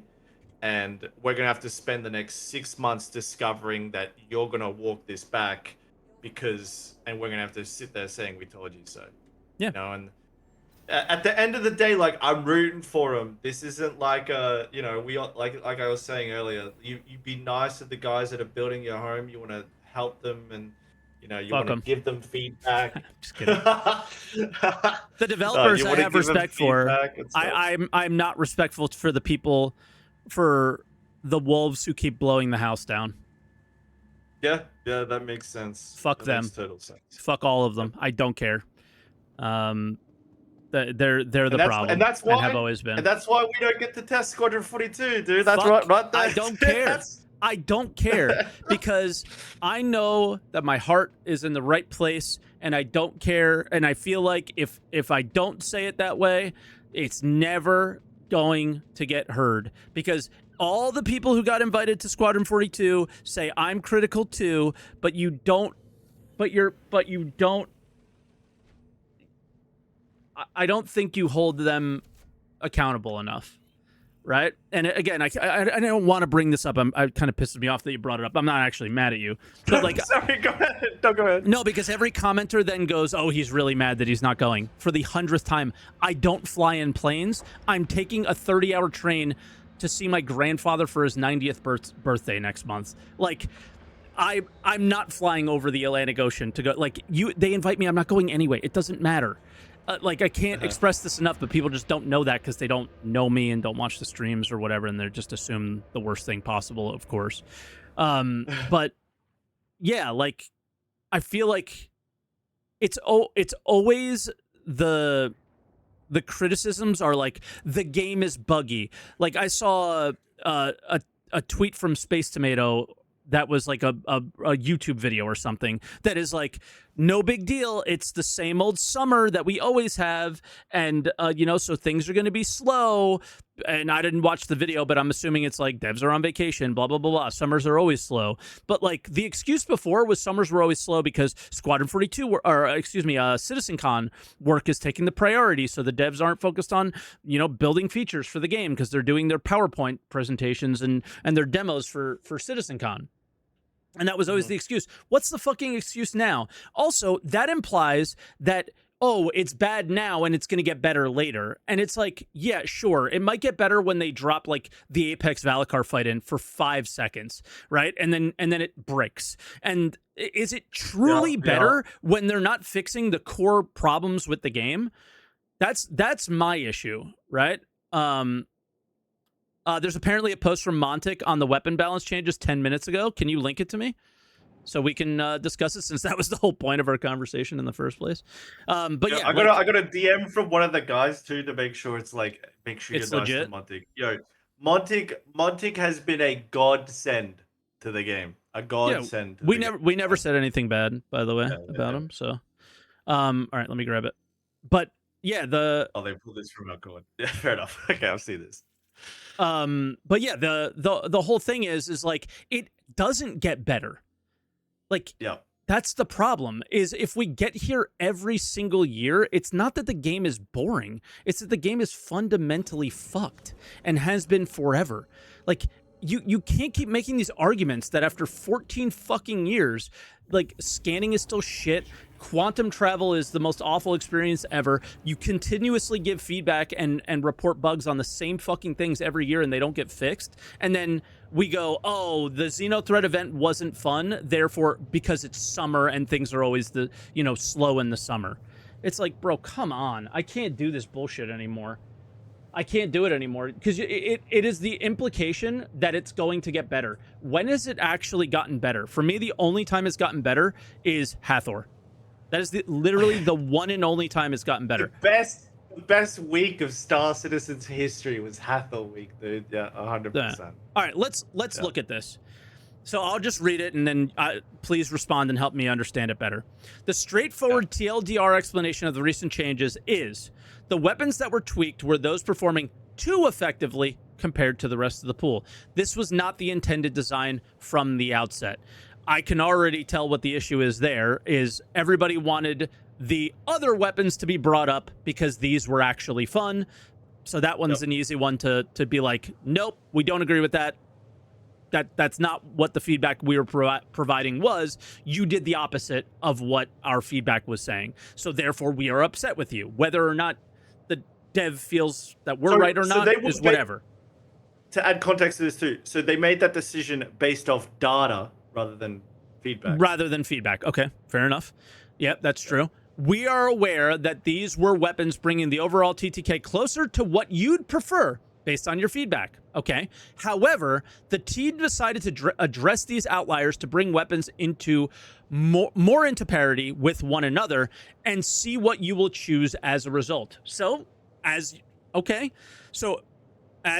we should be seeing in the PTU, let's throw a little test out there and see what you do. Everybody raged and fucking doesn't want to play. That's what we chose as a result, I'm guessing. But feel free to respond to that one if you want. But that seems to be the result. Well, the thing is, like, what we would choose as a result is a clear answer that even you, Mike, already know, right? Which is you're gonna choose the ballistics if they're anywhere close to the lasers, because the ballistics come for free and they go through shields, and you get to run stealth components. So it's like, Boom. You don't have to do this test. I'll give you the cheat. I'll give you the answer to this test already. Yep. Easy. Like, you don't even have to bother with this. Spare us 2 months and we'll tell you that we're going to stick to the ballistics if they're anywhere close to the lasers. Don't worry about any of it. Yep. Walk the patch back. Like, exactly. Anyone knows this. If you play the game, this ain't a mystery. And here's Keep my going, favorite sorry. thing about CIG is they don't care if you say that. They will still put it in the patch just to see. And they just waste like so much time and money with these stupid things. Add 2 more months to the to the 20 game's years development we're at or whatever, right? Yep. Yeah, like it's like, and people are sitting here and it's like we're watching a wall get built, and then you're like, oh man, it's getting good. Like, look at that wall's getting quite tall now, and then But they it's knock like the that wall down. YouTube You're like, channel- wait, what? It's like that You're YouTube like, channel, like, you were making primitive this- engineering or whatever, where the guy is literally building shit out of clay in 2026. Yeah, but it's super like you're expecting like you're watching a progress bar going up. It's like you're like, oh man, like they're adding this. You want them to keep adding to it. But then they take these huge chunks out, and you're like, bro, but what is this? Like in 2025, you were so close.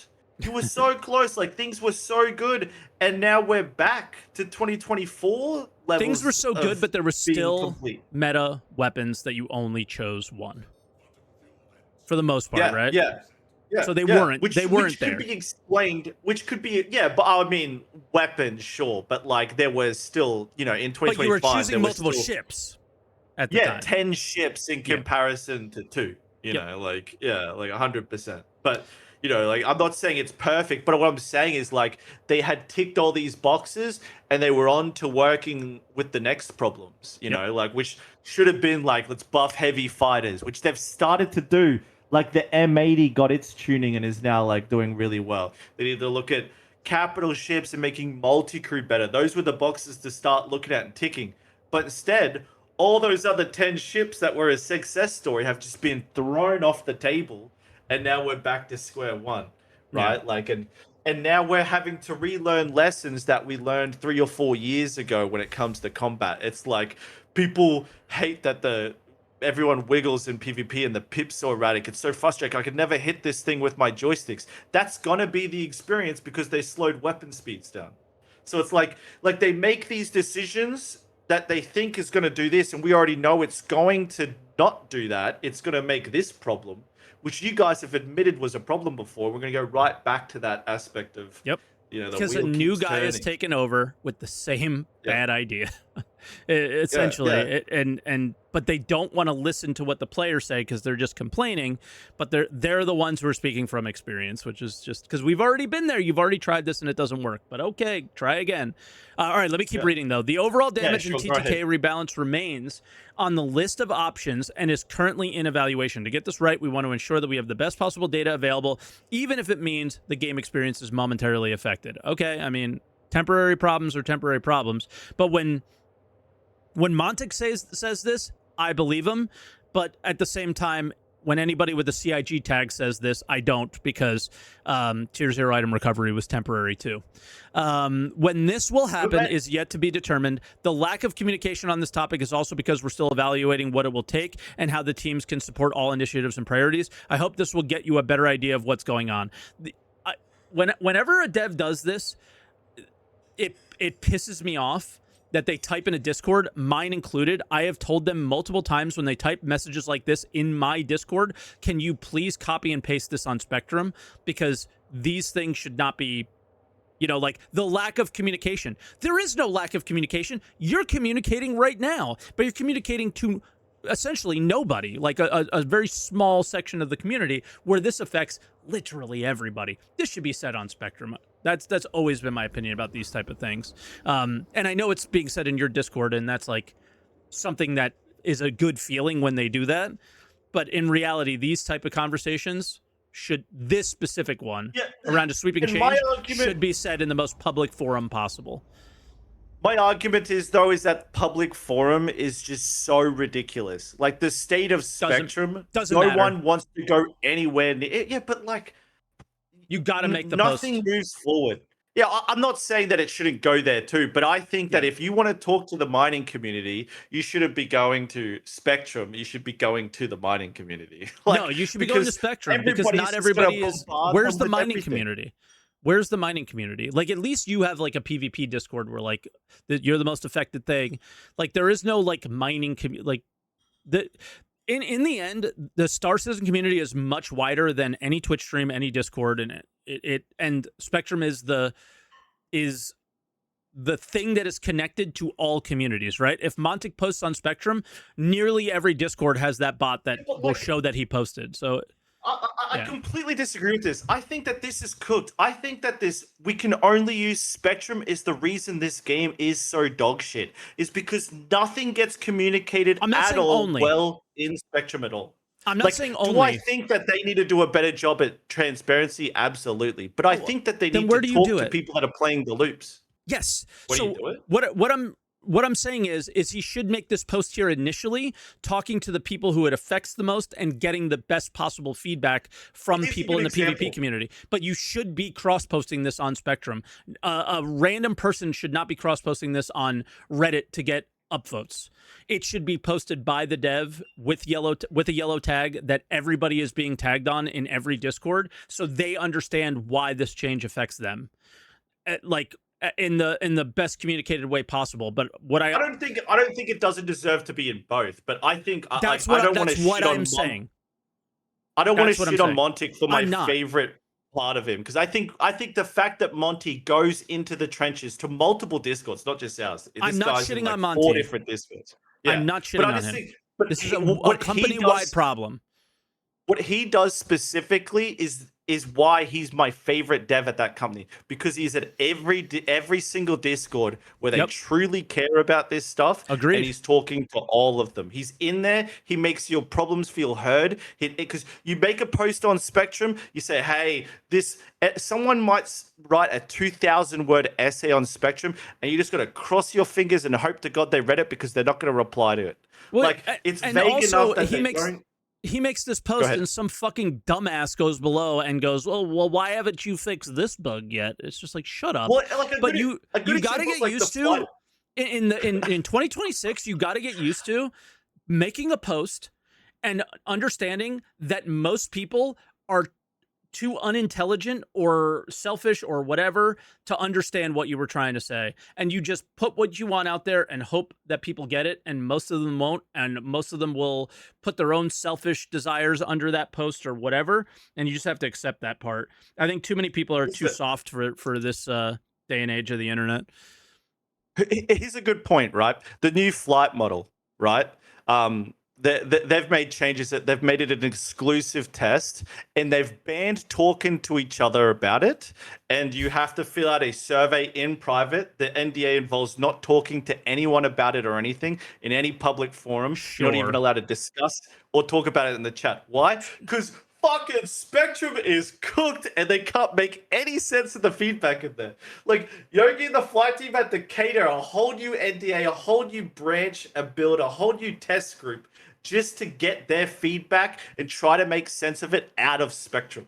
Like, and I think that highlights the problem. It's like Spectrum is cooked. You can't get anything from it. It's bombarded by the same 50 trolls with anime pictures.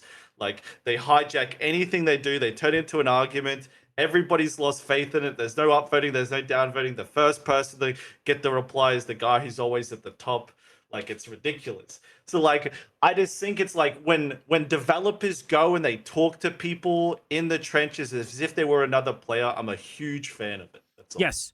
So am I. But so there's a difference. I'm a fan of transparency too. Like I agree. So we're in agreement. We're arguing over nothing.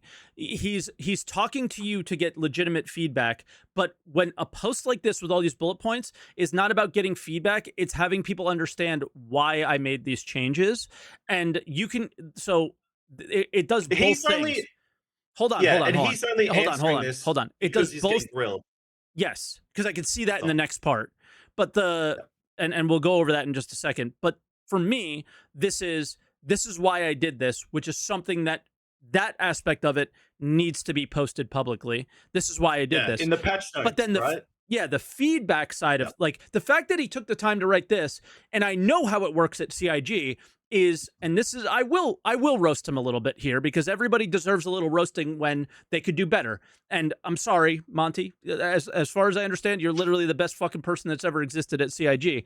But if you take the time to make this post, but you didn't take the time to have it be posted in the patch notes, that's a problem for me, right? And that's something that could be better, right? Because I know how this works. Is the dev gives the guys who make the patch notes the patch notes. The dev that works on that specific thing gives them a blurb, and all that person does is copy and paste it. And then we give shit to people like Wikipedia who post these shitty fucking patch notes every day. But what in reality, or potential fix and all this fucking bullshit, but in reality, it's because he's not getting this message for the patch notes, but you're getting it in your Discord. That's my argument here, is the feedback conversation should be happening in your Discord.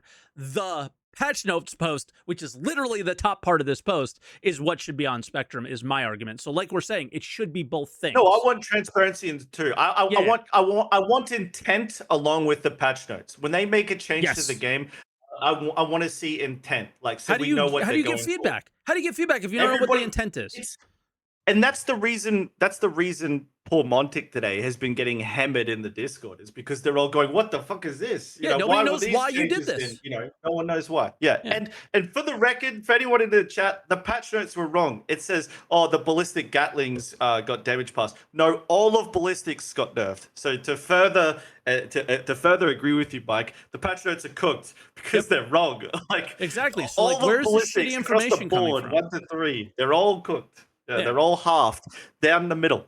But yeah, like I totally get what you're saying. Like I credit Montic, I credit Yogi and stuff for going around and making people feel heard. And in Spectrum, like I know that almost nobody feels heard. That's the entire point of Spectrum. You throw it into the abyss and you pray to God they saw it and they probably don't reply to it.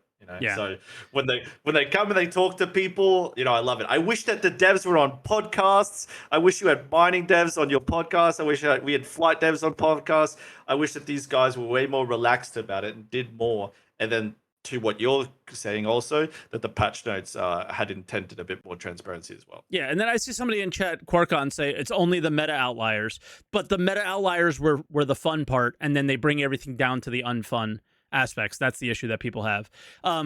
So let's finish reading everything and then we'll keep talking. Sure.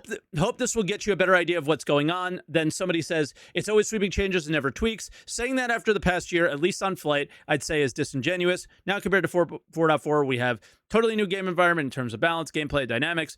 Those big changes require a lot of time to be understood, complexity of live environment, blah, blah, blah, iteration and all that stuff. And I agree with them. They've done less giant sweeping changes every time and some more smaller ones and little tweaks, and they got there really nicely, and then they lost their way, it seems, the moment engineering came in and armor and all that bullshit, right? I am completely aware this is not a sweet treat to digest, but is where we are at now after the introductions of these new ship features. At times, this iteration comes at the cost of having a non-balanced gameplay environment, which is not ideal for anyone to have. I could tell you that the teams are aware and clearly do not want this to happen or have any particular ambition to make this part of Star Citizen not enjoyable for you. The amount of work to do to bring things back in place is not small, however. So it also comes down to what we can do in the time that we're given with the goals our management set us to achieve. I think that boom. the last There 6 it words is, are boys. critical to this, There boys. it Yeah, is. 100%. That's exactly it. And those are the big M word. people. Those are the people that I consistently shit on, because who are the people that are making these decisions to make it so difficult to make Star Citizen fun? It's always management, dude. In every situation, it's always management, and management never does anything and never knows what's going on. They just manage, and it always fucks everything up. Everybody that's been in management knows that they do less work. Everyone that's worked at a place under management fucking hates their manager. It's like the same thing. Always, forever. But people that are watching too just realize, like, me and Mike aren't actually heated too. Like no. We tell each other like this all the time. I love stream and stuff. Like, it's all good. No, there's no heat. It looks like when we I think we were just misunderstanding each other, because we both wanted the same thing.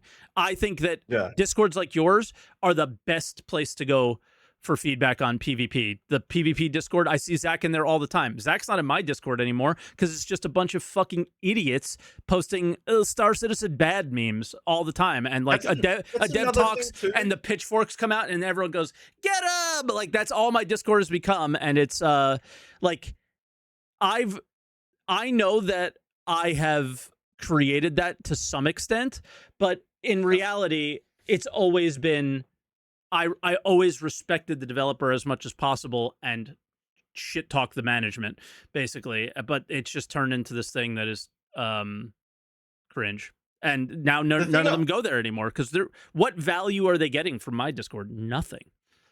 And one thing I want to add too, it's like, you know, a lot of these guys are in a lot of Discords, which again, I appreciate. Yeah, I fucking appreciate. Should the transparency increase for the rest of the community and not be summarized to a couple patch notes? Yes. But like, I really like that aspect that they do that. I want to be clear on that. But the big one is like, you know, you could have the same thing. You just have to promote your Discord into the sense that like, you have to police it. Your Discord can't have people that are harassing these guys all the time. Like, that's why they're in that Discord. Yeah, I mean, I have policed it. I have policed it, but at what point do you tell people who are frustrated about the state of the game to not, like, you're basically going, don't be frustrated. To not crash out. Yeah. It's totally different. It's hard. It's totally different where your Discord is way more focused on a specific topic. So like, you're going to get your Zachs, you're going to get your Yogis, and you're going to get Monty, but you're not going to get like the guy who works on mining coming to your Discord necessarily, or Richard Tyrer or something like that. Or community managers, for example. Like, bro, the amount of defense I've had to do for community management, I just gave up. I just gave up at some point, because it was always what they were trying to do was use our Discords to spin their narratives. And I was just like, I can't protect you anymore, is what I started feeling. I couldn't protect them anymore, because it was always using it to go, no, we're still working on that feature. It's still not here, you know? And it's like, yeah, no, I can't save you anymore. So I just gave up. And that's just where it's different here. It's like we just moderate it. Like we keep people from harassing them. We keep people from low effort trolling them. Like, yeah, like, for me, it's hey, low if effort you're gonna trolling. be in these channels, you have to be productive and care about the game. If you're not productive, you don't care about the game, you get kicked out of Discord, and that's it. Like, yeah, that's the thing, is I don't think my Discord is productive anymore. But I don't care if it is or not anymore. I think it's just a place where you just let out some steam, because fuck, this game is so frustrating. So if I'm constantly got to be on my toes about what I say about this dev or that dev or whatever, because they're sensitive about a certain subject or something like that, I can't do it anymore, bro. It's 2026. Like, get some thicker skin, grow a pair, and suck it up. Like, if you're out of control, like, I have perma banned people for ridiculous shit, and they're like, but come on, it was a joke. Nope. you're never coming back. Like, but so I do moderate, but if it's low effort trolling, I don't give a fuck because that's just that person blowing off steam because this shit sucks. Yeah, no, that's fair. That's fair. Yeah, But I think that's just why, different like, philosophies. I think, yeah, which is fine. It's just like, it is what it is. But Yeah.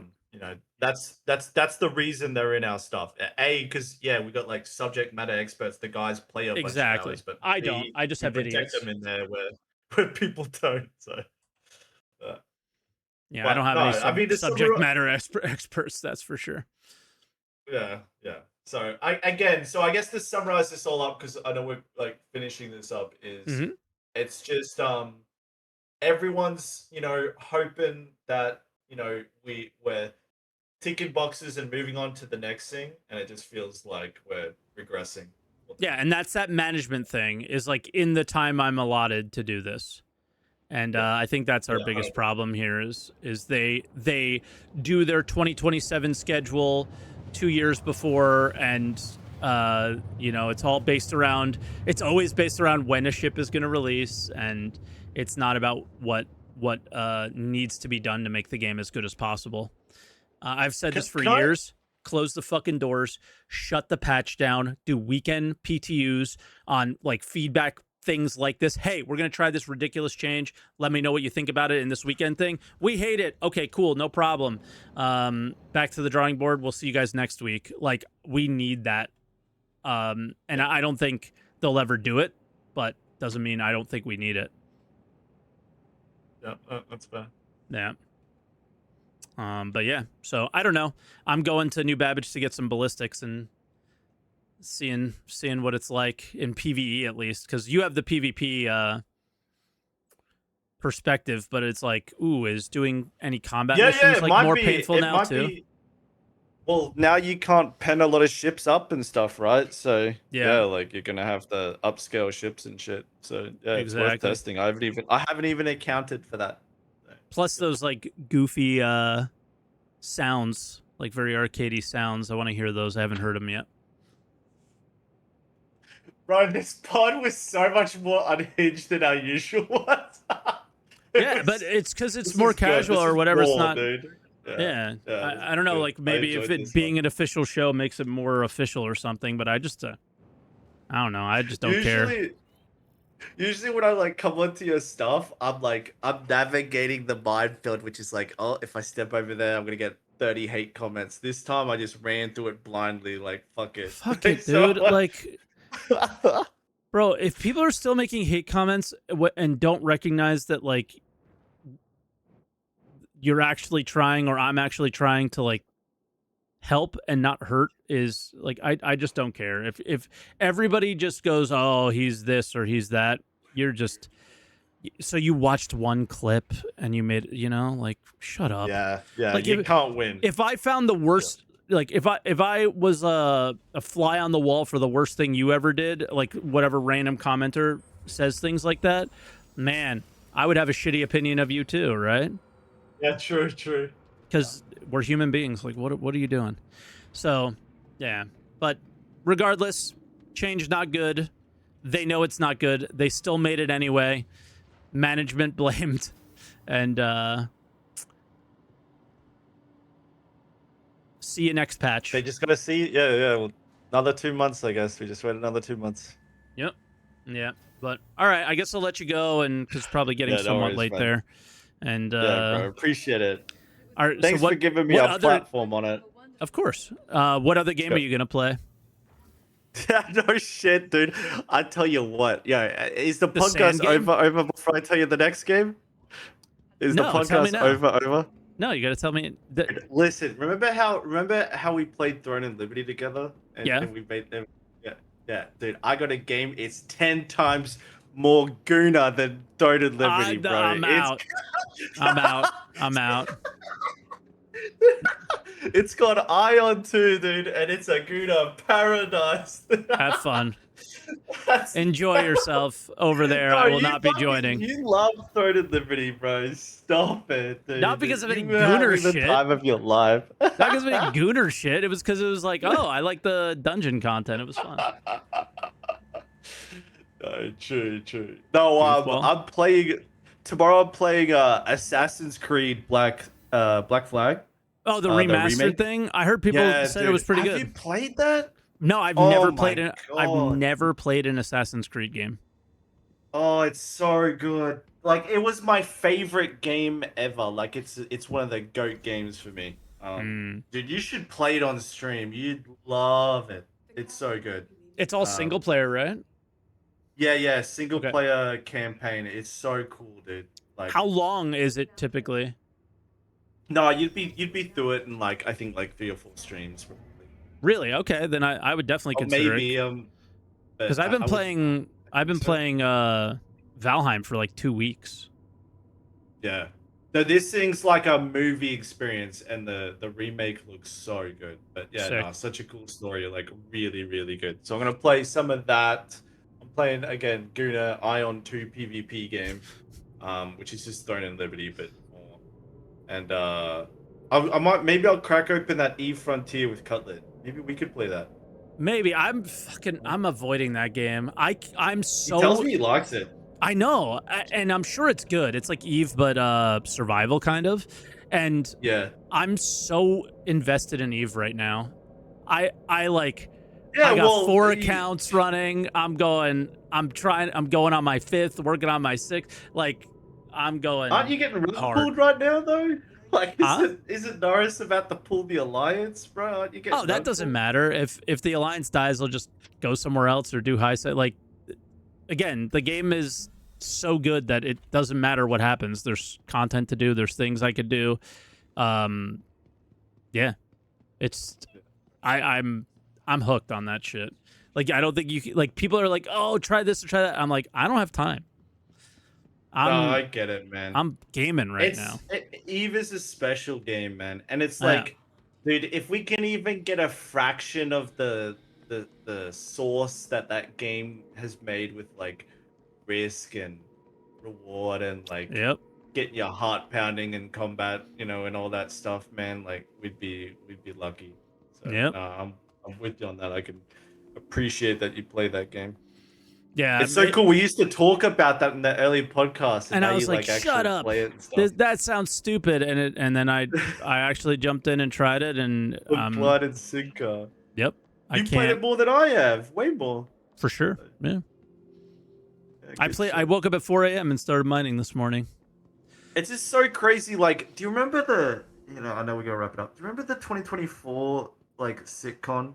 Bro, you were crying. I was crying. I was spam DMing you like, bro, this is gonna be the best game ever. Like, we were on absolute cloud 9 when that CitizenCon was happening, bro. And it's like, dude, where the fuck are we now? You want to know man? What happened, bro? You want to know what's what even happened worse? To that? You want to know what's even worse? What? That was 2023. It's 2026. It was real. Oh, fuck. It was 2023. I had no idea, really. Yeah. Yeah. It was Dude, 2023. I don't see us one step closer to that. Not one step. It's a theme park ride after theme park ride, bro. Like, I want all of that. That was the best sitcom by miles. Yeah. So, here's Bad the praying that we news. get that one day. Bad news bears, brother. They're calling it World of Star Citizen Craft. Yeah, they're going more that route, and I never played WoW for a reason. So if it's not for me, it's not for me. That's just what it's going to be. There's good news though, Mike. And we want to know what the good news is? I'm going to tell you this last one. It's that Greasy Khaleesi's back on Twitter, okay? Bro, he's got me fucking rolling with the trolling of the people who are getting invited to this thing. I was dying fucking laughing at some of the shit he said. It was so funny. Dude, the AI generated Greasy Khaleesi so tweets.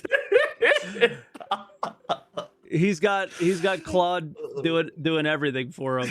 Dude, my favorite cooking. thing is the meme. I would die laughing if it's actually true. Who knows? But I got invited to Squadron 42. You don't believe me? I made a VTuber account I saw that one, and I got invited being a VTuber, so I'm gonna show up to the event. It's actually gonna be me. I'm dying with that one. That shit is so fucking funny. True Bro, that's or what not? we're gonna do. True or not? To even think to say something like that is just you are just funnier than me. Like you will always be funnier. Yeah, no, it's I good can't shit. stand the Like, guy for things that he's done to me, and I think he has no idea how much he's affected me. Not like mentally, but more like literally affected me. financially. Yeah. Not even financially, just I don't know how to describe it. Just like yeah, he's fucked me over pretty bad. But Yeah, I know. the and it's whatever, right? It's the internet. You gotta have a thicker skin about this stuff, and I've learned that over the years. But like I can't deny that shit has been absolutely fucking hilarious. Like if you're funny, you're funny. That's it. Yeah, dude, his shit is so funny. And he's just slamming on this theme park stuff every day. It's a tweet. Yeah, about well, and the bro, theme park stuff. the way he slams on it is like stupid and disingenuous. good. Like, oh, this guy, it's this guy's fault and whatever. But but the message is absolutely correct. The only problem is like there's only because again like Squadron's the only thing they care about. Like we see with Montic, like there's only so much that I can do in the time I'm allotted for management. So they're just doing shitty content or theme park content because that's what CIG is giving them time. That doesn't mean that they're not going to do sandbox stuff. Every sandbox does have like places that you go, and content that you do in those places. So it doesn't mean that we're going away from a sandbox, but it certainly feels that way. So yeah. It's just when, like, we can't sit here and wait for when, like, it's like, all right, well, when's my heart attack and I die gonna be, because it's the same thing. It's like, who's gonna win out, the heart attack or Star Citizen coming out and being fun and enjoyable to play and a sandbox? It's probably gonna be cancer or the heart attack first, at the rate that they're doing things. So Yep. We'll end on that fucking miserable note. So yeah, but He's not hoping for more, but no, okay. Exactly. Yeah, I appreciate it. I had a lot of fun. Of course, Unhinged as fuck, but that's what I like. I like unhinged. All right, guys. GG's. See Catch you everyone. later. I'll catch you later, man. Bye, dude.